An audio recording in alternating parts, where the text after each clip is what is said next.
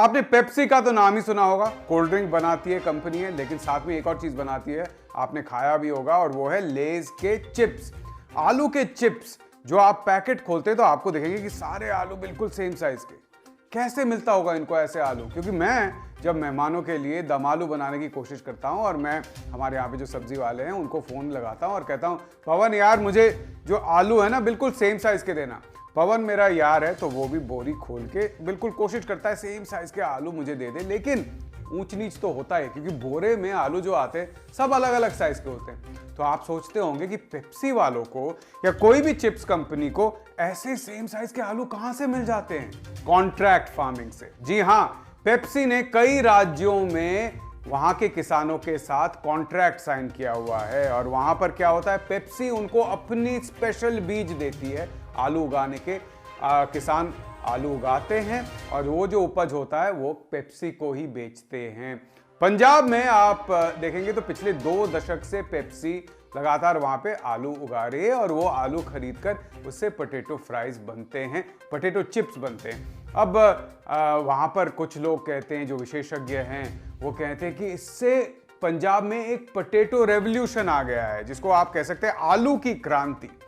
बड़े किसान भी कुछ हैं जो कहते हैं कि हमारे लिए बहुत अच्छा हुआ है, लेकिन छोटे किसान जितने भी सर्वे हुए हैं सब कहते हैं ये कॉन्ट्रैक्ट फार्मिंग से बड़े किसान को फायदा होता है, हमें कोई फायदा नहीं होता है। पेप्सी ही नहीं, आप कोई भी बड़ी कंपनी ले लेंगे तो सभी कंपनियां बड़े किसानों के साथ ही डील करना चाहती है, कॉन्ट्रैक्ट करना चाहती है, वो छोटे किसानों को इग्नोर कर देती है। इसमें कंपनी का कोई दोष नहीं है, क्योंकि कंपनी का काम क्या होता है?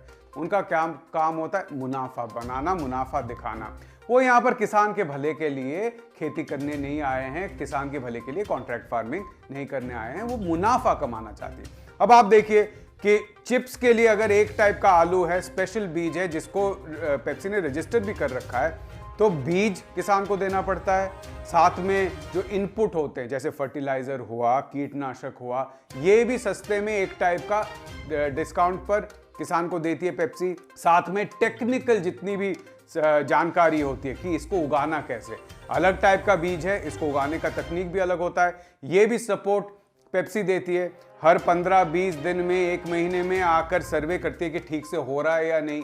तो क्योंकि आलू तो उसी साइज का लेना है उनको, छोटे अगर आलू हो गए तो वो खरीदेंगे नहीं, तो इसीलिए इस पे खर्चा ज्यादा है, टाइम ज्यादा लगता है। अब अगर एक किसान के साथ आप कॉन्ट्रैक्ट कर सकते हैं, एक किसान के साथ डील कर सकते हैं, उसके जगह आपको 20 किसान के साथ करना पड़ेगा, तो आप कौन सा चूज करेंगे? एक ही किसान ना।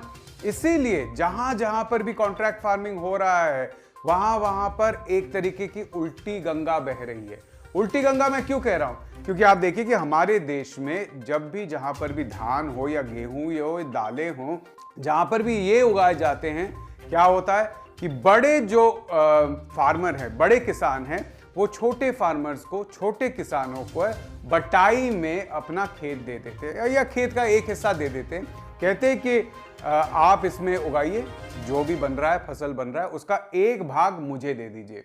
यानी खेत उनका है लेकिन काम कोई और कर रहा है, और उसका एक पार्ट उनको मिल रहा है। जहां जहां कॉन्ट्रैक्ट फार्मिंग हो रही है, क्योंकि ये लार्ज स्केल होता है, यहां पर मशीन का यूज ज्यादा होता है, खर्चा ज्यादा होता है, लोगों की जरूरत कम होती है, वहां बड़े किसान क्या कर रहे हैं? छोटे किसानों से लीज पर लैंड ले रहे हैं। और छोटे किसानों का क्या हो रहा है? छोटे किसान वहीं पर कंपीट नहीं कर पा रहे हैं, क्योंकि जो बड़ी कंपनियां हैं वो छोटे किसानों के साथ कॉन्ट्रैक्ट में नहीं आना चाहते। क्यों नहीं आना चाहते? जैसे मैंने आपको पहले ही बताया, इसमें कंपनी की दोष नहीं है, वो उतना खर्चा नहीं करना चाहते, वो यहाँ पर किसान के भलाई के लिए नहीं आए, वो सरकार का काम है ना।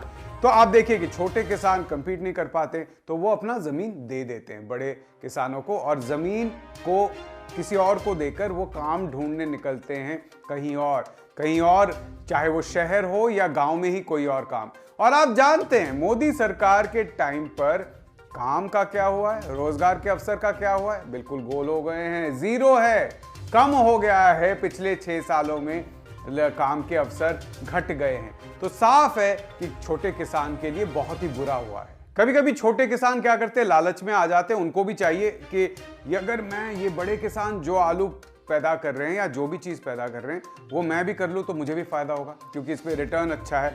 अब क्या होता है, बड़े किसान का जैसे पूरा जो उपज है वो पेप्सी ने या किसी कंपनी ने खरीदा नहीं, जितना ज़रूरी था, जितना कॉन्ट्रैक्ट किया है उतना ही खरीदा, बाकी रह गया या बीज रह गया वो बेच देते हैं मार्केट में। तो मार्केट में, काले बाजार में ये बीज मिल जाते हैं कभी कभी। छोटे किसान कभी कभी क्या होता है, उसको खरीद कर खुद पैदावार करने की कोशिश करते हैं, खुद जाकर बेचने की कोशिश करते हैं किसी बड़ी कंपनी को, बड़ी कंपनी लेते नहीं है।